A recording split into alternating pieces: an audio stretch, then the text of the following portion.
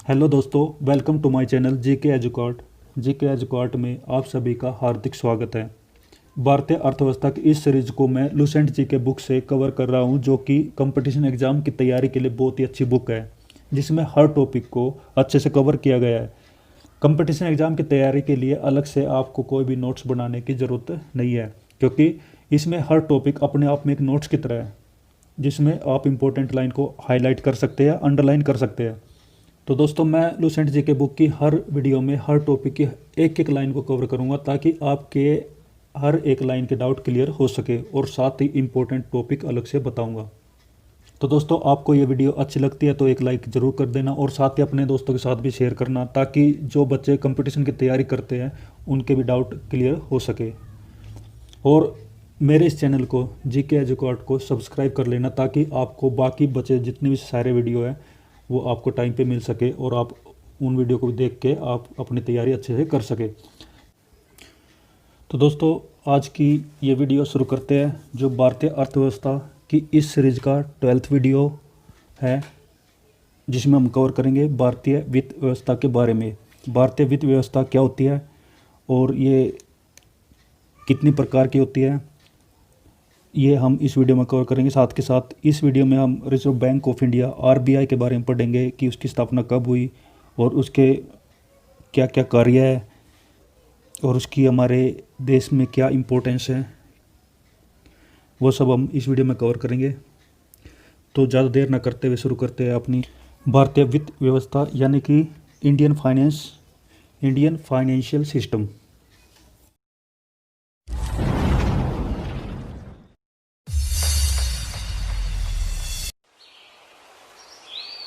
भारतीय वित्त व्यवस्था से तात्पर्य ऐसी व्यवस्था से है जिसमें व्यक्तियों, वित्तीय संस्थाओं, बैंकों, औद्योगिक कंपनियों तथा सरकार द्वारा वित्त की मांग होती है तथा इसकी पूर्ति की जाती है। यानी भारतीय वित्त व्यवस्था यानी इंडियन फाइनेंशियल सिस्टम क्या होता है, यह एक ऐसी व्यवस्था होती है, एक ऐसा अरेंजमेंट होता है सरकार के द्वारा, कि जिसमें व्यक्ति विशेष को लेकर चले हम, या फिर वित्तीय संस्थाएं भी होती है जो हमें पैसों की जरूरत होती है तो हमारे पैसों की पूर्ति करती है।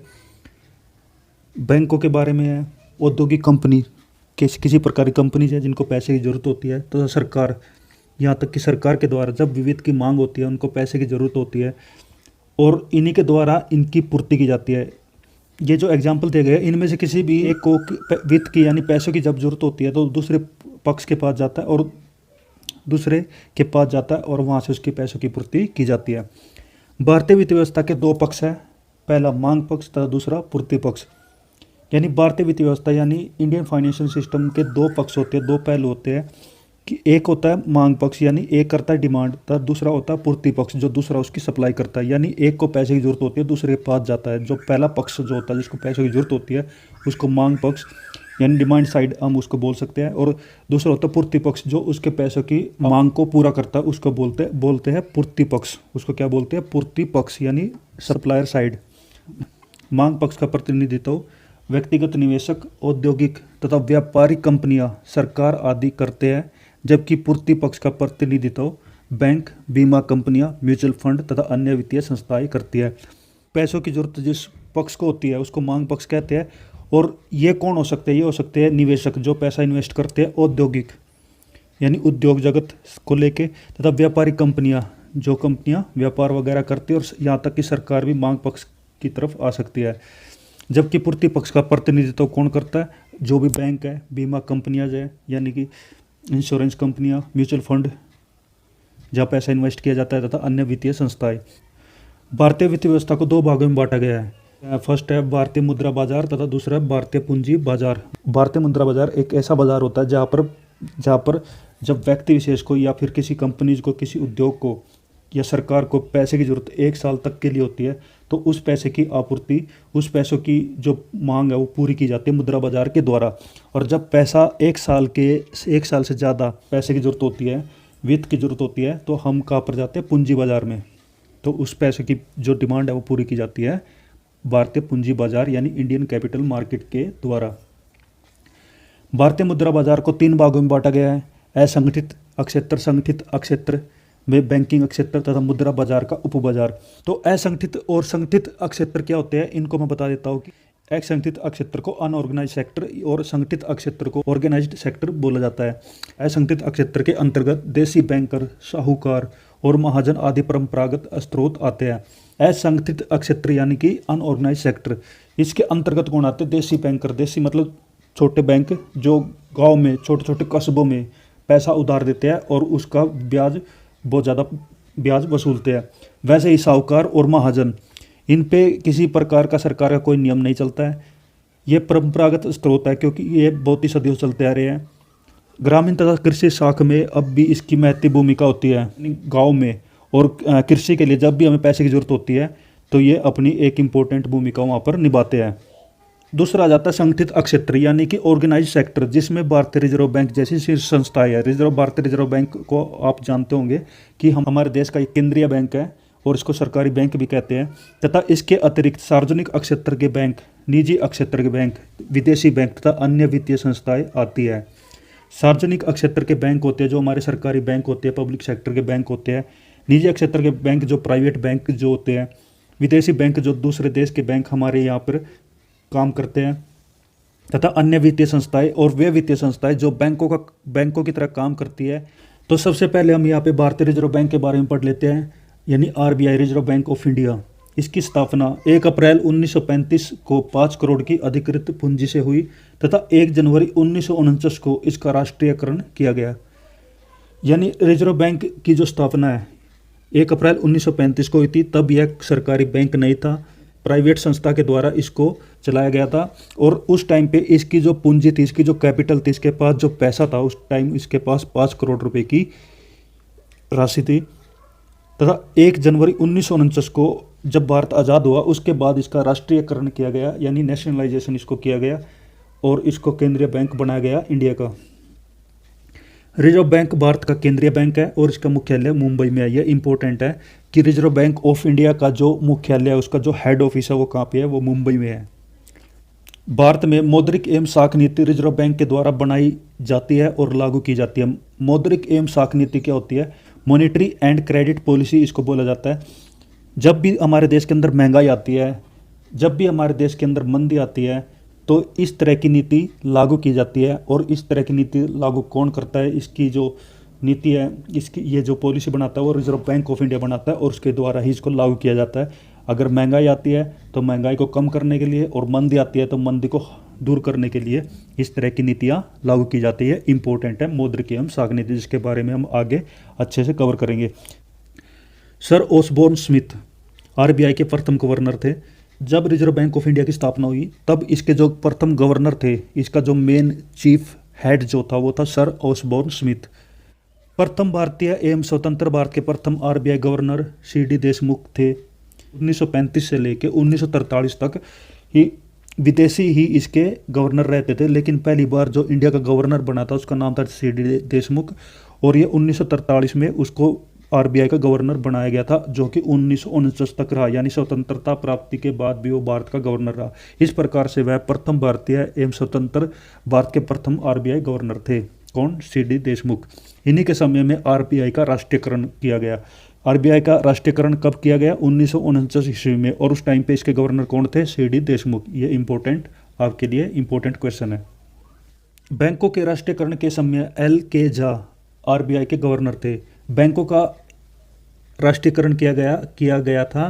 बैंकों का राष्ट्रीयकरण किया गया था 1969 ईस्वी में। उस टाइम पे जो आरबीआई के जो गवर्नर थे वो थे एल के Jha. Note so important. Hilton young आयोग पहला आयोग था जिसने केंद्रीय बैंक के रूप में रिजर्व बैंक ऑफ इंडिया की संस्तुति की थी। यानी पहले आरबीआई जो एक प्राइवेट बैंक था, जब इसका राष्ट्रीयकरण किया गया उससे पहले एक आयोग बना था, एक कमीशन बना था जिसका नाम था हिल्टन यंग आयोग। उसने ही सिफारिश की थी कि भारत का भी एक केंद्रीय बैंक हो और उसके लिए किसको चुना गया? Reserve bank of India. वैसे और भी ऑप्शन थे, जैसे स्टेट बैंक ऑफ इंडिया भी पुराना बैंक था और उससे पहले पंजाब नेशनल बैंक था, और जो केंद्रीय बैंक बन सकते थे, लेकिन रिजर्व बैंक ऑफ इंडिया को केंद्रीय बैंक बनाने के लिए जो एडवाइस किया गया था, संस्तुति जो दी गई थी वो हिल्टन यंग आयोग के द्वारा दी गई थी। भारतीय रिजर्व बैंक का लेखा वर्ष 1 जुलाई से 30 जून तक है। भारतीय रिजर्व बैंक का जो लेखा वर्ष है, काउंटिंग ईयर इसको बोल सकते हैं, अकाउंटिंग ईयर जो कि 1 जुलाई से 30 जून तक है। हमें पता है कि जो वित्तीय वर्ष है वो 1 अप्रैल से लेके 31 मार्च तक होता है, लेकिन लेखा वर्ष जो है वो 1 जुलाई से 30 जून तक है।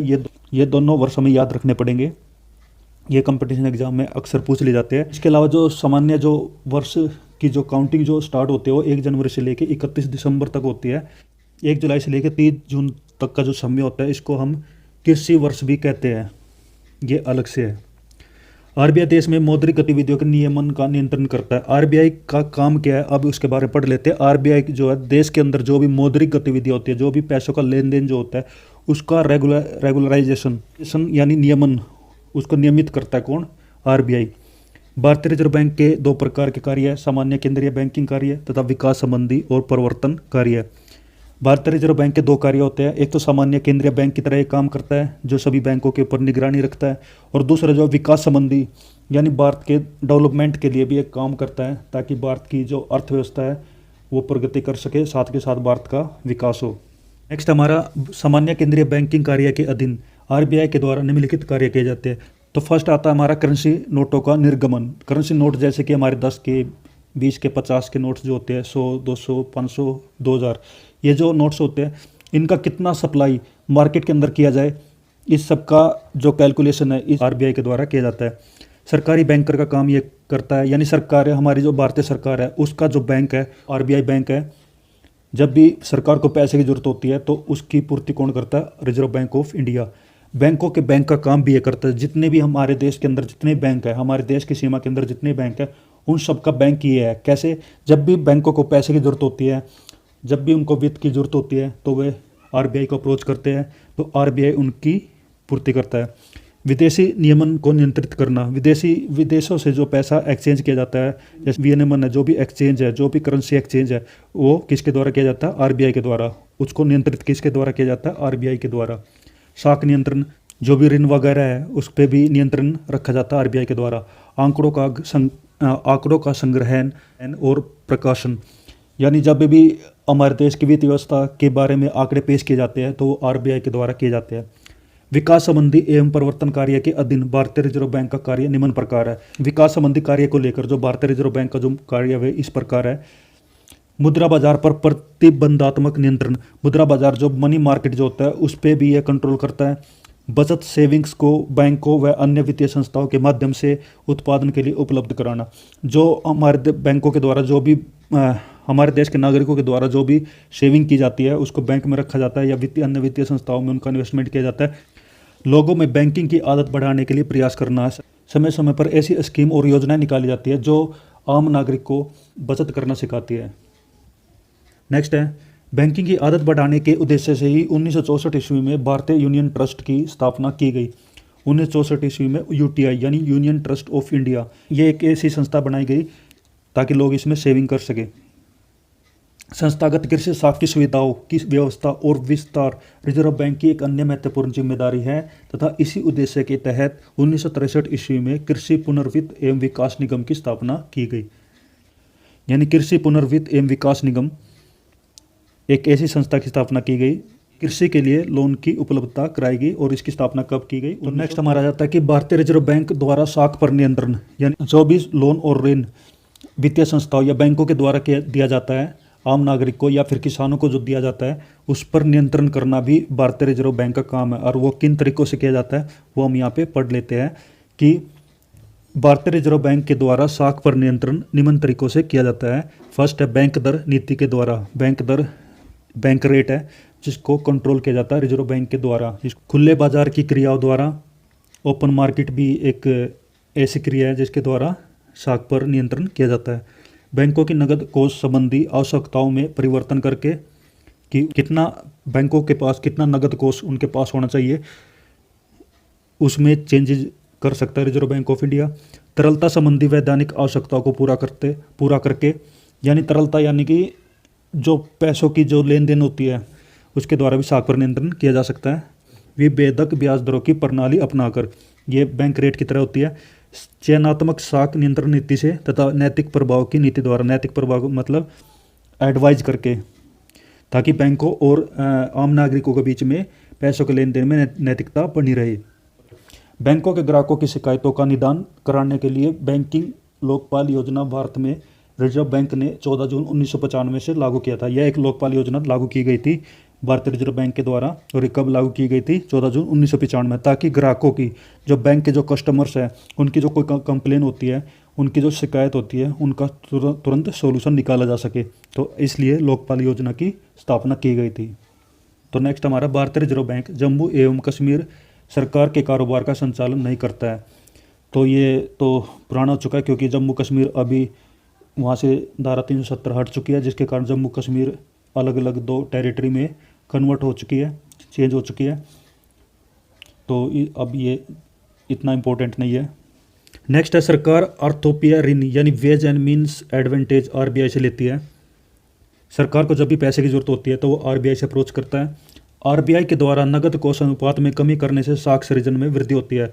यानी आरबीआई के द्वारा नगद कोष अनुपात में, यानी जो पैसा नकदी के रूप में बैंकों के पास रखा जाता है, उससे साख नियंत्रण किया जाता है। नियत न्यूनतम आरक्षण प्रणाली के अंतर्गत आरबीआई करेंसी नोट जारी करता है। जो भी हमारे पास करेंसी नोट्स जो होते हैं, जो कि 2 रुपये से स्टार्ट होते हैं, 2 रुपये, 5 रुपये, 10 रुपये, 20 रुपये, 50 रुपये, 100 रुपये, 200 रुपये, 500 रुपये, 2000 रुपये, इस तरह के जो भी नोट्स हमारे पास होते हैं, उनको कौन जारी करता है? आरबीआई। लेकिन 1 रुपये का जो नोट है वो आरबीआई जारी नहीं करता, वो जारी करता है वित्त मंत्रालय। उस पर साइन होते हैं वित्त सचिव के, यानी फाइनेंशियल सेक्रेटरीट।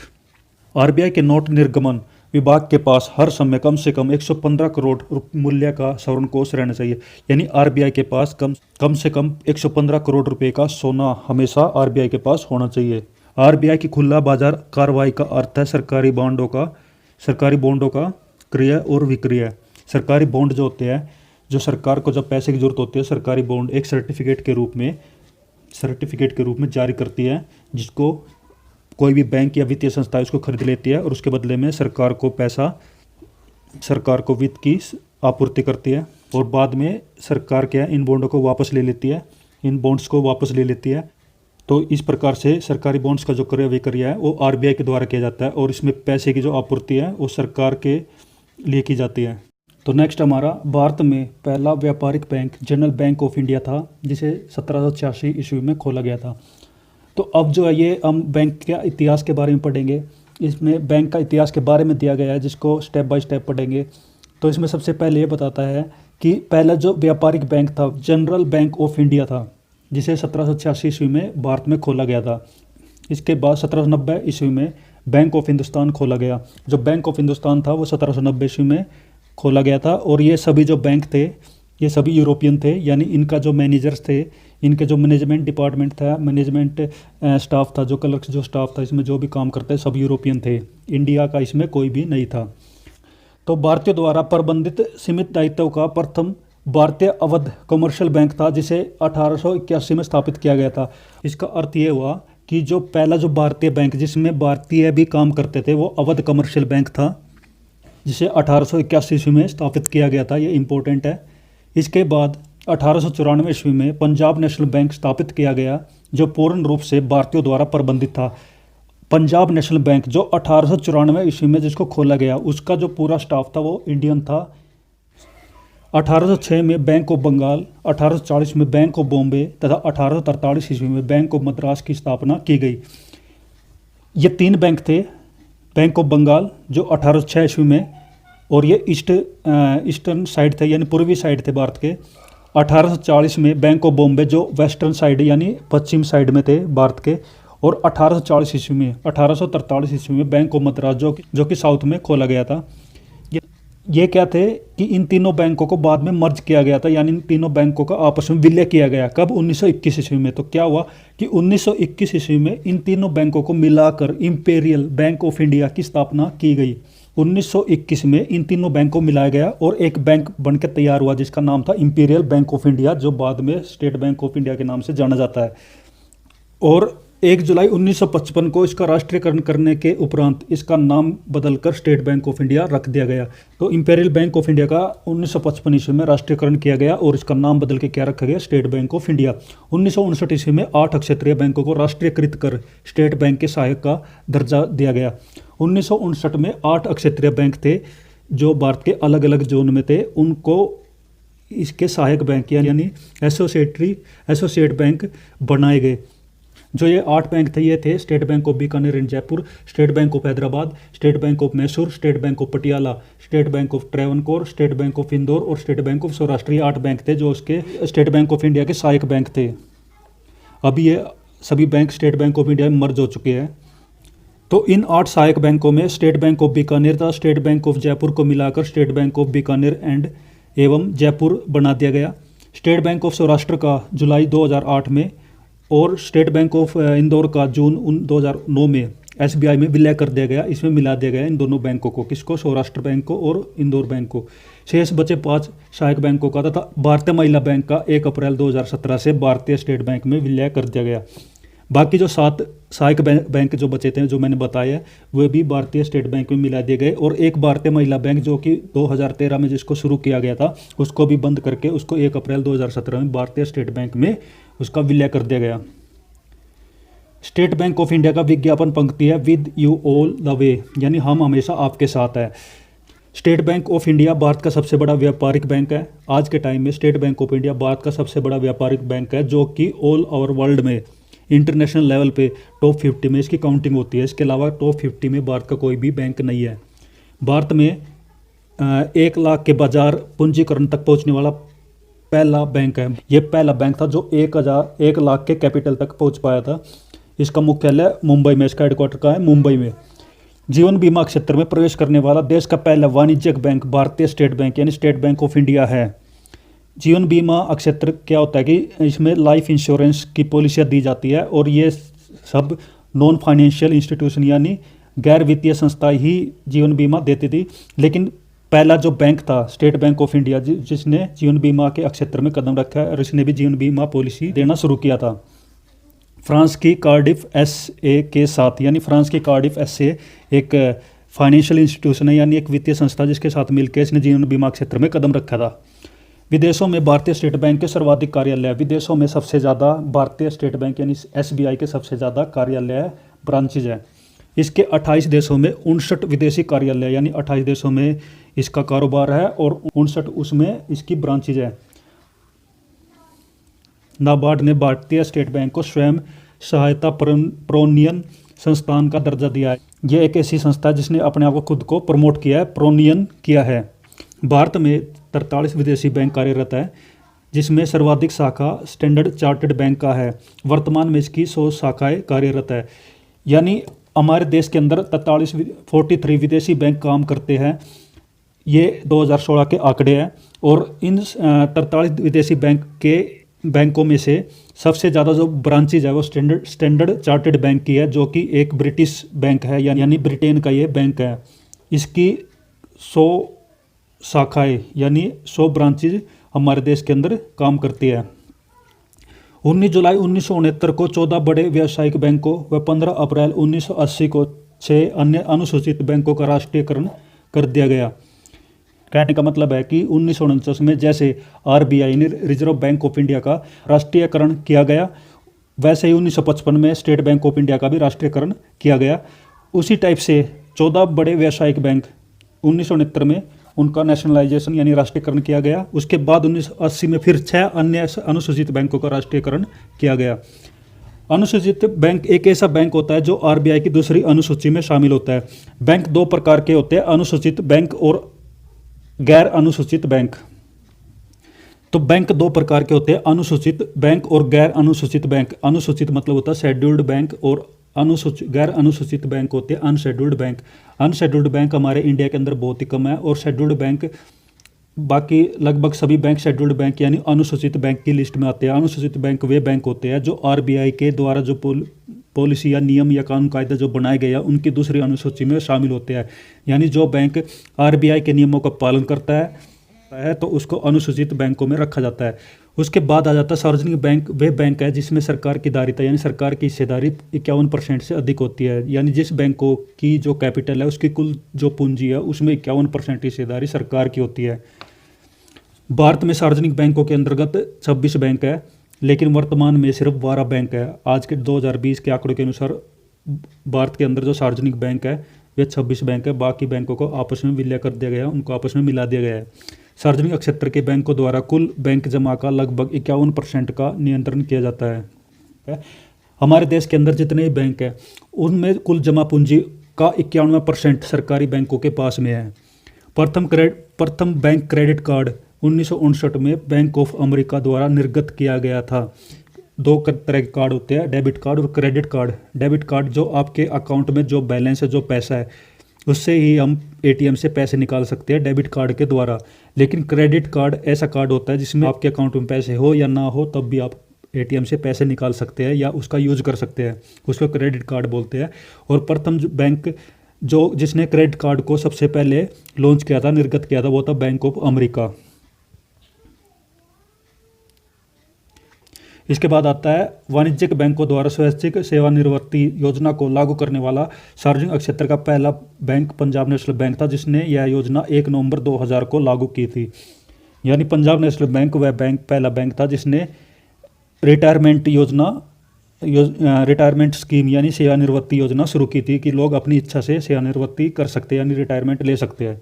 नेक्स्ट हमारा देश का जो पहला मोबाइल बैंक मध्य प्रदेश में खरगोन जिले में ग्रामीण क्षेत्रों में कार्यरत है। मोबाइल बैंक का मतलब ऐसा बैंक होता है जिसको हम एक स्थान से दूसरे स्थान तक ले जा सकते हैं। इसी गाड़ी को एक बैंक की तरह बनाया गया है जो कि एक स्थान से दूसरे स्थान तक यानी गांव-गांव में घूमती रहती है।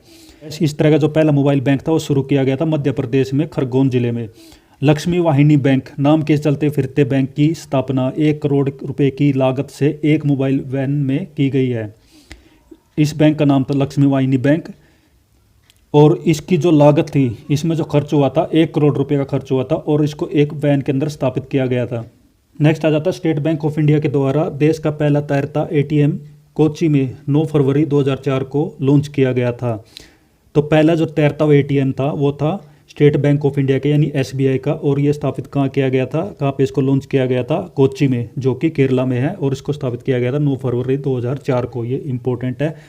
यह ATM Kerala shipping and inland navigation corporation के जंकार नाम की स्टीमर में लगाया गया था। स्टीमर क्या होते हैं? स्टीमर एक हाउस बोट की तरह होते हैं जो कि पानी में ट्रेवल करते हैं, जिसमें टूरिस्ट वगैरह विजिट करते हैं, और वहाँ पे इसको स्थापित किया गया था।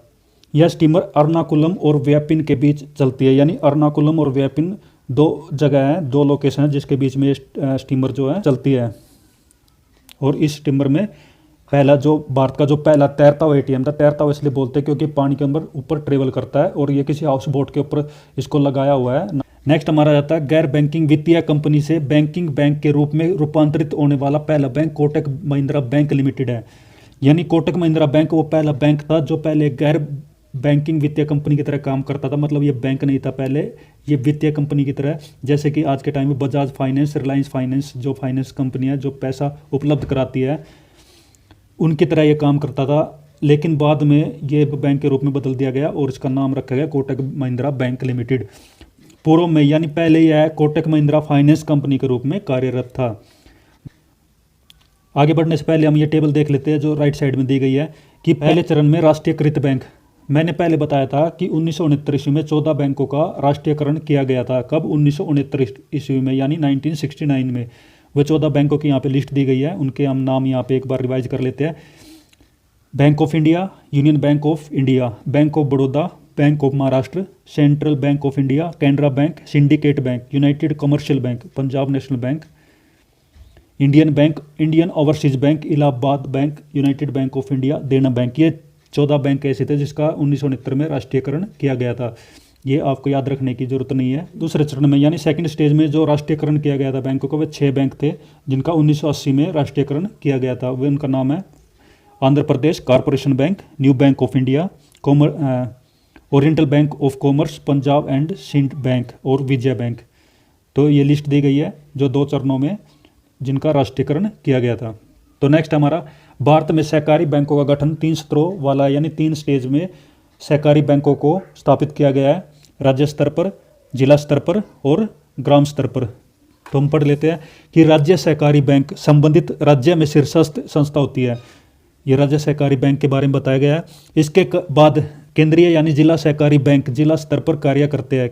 ये बैंक डिस्ट्रिक्ट लेवल पर बनाए गए हैं। कौन से? जिला सहकारी बैंक, जिसको केंद्रीय सहकारी बैंक भी बोला जाता है।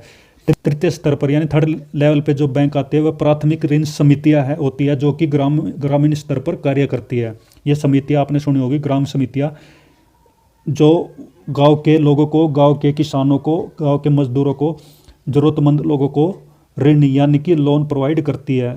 उसके बाद आ जाता है ग्रामीण बैंक। ग्रामीण बैंक क्या होता है? ग्रामीण बैंक ऐसे बैंक होते हैं जो गांव में स्थापित किए गए हैं और गांव के किसानों के लिए, वहाँ खेती करने वाले मजदूरों के लिए, छोटे छोटे उद्योग जो वहाँ पे गांव में स्थापित किए गए हैं उनको ऋण उपलब्ध कराते हैं। सब किसके लिए? व्यापार के लिए, कृषि के लिए।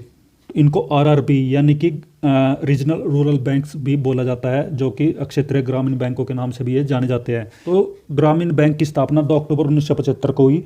इसी दिन 5 अक्षेत्रीय ग्रामीण बैंकों को स्थापित किया गया। यानी इस दिन 5 अक्षेत्रीय ग्रामीण बैंकों को स्थापित किया गया। कब? 2 अक्टूबर 1975 को। और ये कहाँ कहाँ पर स्थापित किए गए? मुरादाबाद और गोरखपुर में, जो कि उत्तर प्रदेश में, भिवानी जिले में, जो कि हरियाणा में है, जयपुर में, जो कि राजस्थान में, तथा मालदा में, जो कि वेस्ट बंगाल में है। तो इन 5 जगह पे 5 अक्षेत्रीय ग्रामीण बैंक 2 अक्टूबर 1975 को स्थापित किए गए। सिक्किम और गोवा को छोड़कर देश के सभी राज्यों में अक्षेत्रीय ग्रामीण बैंक कार्यरत है। सिक्किम और गोवा को छोड़कर बाकी जितने भी हमारे देश के अंदर राज्य हैं उन सभी राज्यों में आज के टाइम पे अक्षेत्रीय ग्रामीण बैंक कार्य करते हैं। अक्षेत्रीय ग्रामीण बैंक में केंद्रीय सरकार, राज्य सरकार तथा प्रवर्तक बैंक 50:15:35 के अनुपात में पूंजी लगाते हैं। यानी इसमें जो हिस्सेदारी होती है, इसमें जो बैंक के अंदर जो पूंजी की हिस्सेदारी होती है उसमें 50% हमारी जो सेंट्रल गवर्नमेंट है उसका हिस्सा होता है। फिर स्टेट गवर्नमेंट जो है उसका 15% होता है, 35% होता है प्रवर्तक बैंक यानी कोई भी प्राइवेट बैंक जो इसमें पूंजी लगाते हैं। के बाद आ जाता है स्वाभिमान योजना का संबंध ग्रामीण बैंकिंग से है। स्वाभिमान योजना ग्रामीण बैंक से संबंधित है। और स्वाभिमान योजना किस लिए शुरू की गई थी? महिलाओं को सशक्त करने के लिए, उनके स्वास्थ्य और पोषण को सुदृढ़ करने के लिए, मजबूत करने के लिए। केलकल समिति की सिफारिश को मानते हुए सरकार ने 1987 ईस्वी में नए अक्षेत्रीय ग्रामीण बैंकों की स्थापना बंद कर दी। तो ग्रामीण अक्षेत्र बैंक जो कि 1975 से शुरू किए गए थे, 1987 में उन बैंकों की स्थापना बंद कर दी गई। और उस समय तक इसकी संख्या 196 थी। यानी 1975 से 1987 तक 196 ग्रामीण बैंक खुल चुके थे। फिलहाल देश में 56 अक्षेत्रीय ग्रामीण बैंक काम कर रहे हैं। ये आंकड़े 2015 के हैं। बैंकिंग प्रणाली की पुनर्संरचना के संबंध में सुझाव देने हेतु 1991 ईस्वी में नरसिंगम समिति का गठन किया गया। यानी बैंकिंग सिस्टम को विकसित करने के लिए एक समिति का गठन किया गया जिसका नाम था नरसिंगम समिति। और यह कब स्थापित की गई? 1991 ईस्वी में। यह भी अक्सर कंपटीशन एग्जाम में पूछ लिया जाता है इस समिति के बारे में। इसने बैंकिंग संरचना को 4 स्तरीय अधिक्रम में स्थापित करने का सुझाव दिया था। कोई भी बैंकिंग जो है 4 स्टेज पे काम करेगा, इस तरह का यह कुछ सुझाव नरसिंगम समिति ने दिया था। उसके बाद आ जाता है राष्ट्रीय कृषि तथा ग्रामीण विकास बैंक नाबार्ड। देश में कृषि व ग्रामीण विकास हेतु वित्त उपलब्ध कराने वाली शीर्ष संस्था है। राष्ट्रीय कृषि तथा ग्रामीण विकास बैंक, जिसको नाबार्ड के नाम से भी जाना जाता है। और इसकी भी फुल फॉर्म इंपॉर्टेंट है, जिसको कंपटीशन एग्जाम में पूछ लिया जाता है। इसकी फुल फॉर्म है national bank for agriculture and rural development यानी कि नाबार्ड। इसका जो मेन रोल है, इसका जो अहम किरदार है, वह कृषि व ग्रामीण क्षेत्र को विकसित करना है। नाबार्ड की चुकता पूंजी 2000 करोड़ है, जिसमें 72.5% हिस्सेदारी आरबीआई की है। तो इसकी जो कैपिटल है 2000 करोड़ की है, जिसमें आरबीआई का हिस्सा 72.5% है। नाबार्ड का मुख्यालय मुंबई में है। तो इसका जो हेडक्वार्टर है वो मुंबई में है। इसकी स्थापना शिव रमन कमेटी की संस्तुति पर 6ठी पंचवर्षीय योजना के दौरान 12 जुलाई 1982 में हुई थी। तो इस नाबार्ड की स्थापना कब की गई थी? 1982 ईस्वी में। अभी जो उसका चेयरमैन है वो हर्ष कुमार बनवाला है, जो कि नाबार्ड का अध्यक्ष है। किसान क्रेडिट कार्ड का आरंभ करने तथा स्वयं सहायता समूहों को बैंकों से जोड़ने में नाबार्ड की महत्वपूर्ण भूमिका रही है। किसान क्रेडिट कार्ड के बारे में आपने सुना होगा, जो किसानों की सहायता के लिए बनाया गया। जब भी उनको पैसे की वित्त की आवश्यकता होती है तो वो छोटा मोटा लोन बैंकों से ले सकते हैं। तो किसान क्रेडिट कार्ड जो है ये नाबार्ड ने शुरू किया था। तो ये था हमारा नाबार्ड बैंक, जो कि एक वित्तीय संस्थान है जो भारत के ग्रामीण क्षेत्रों के विकास के लिए कार्य करता है।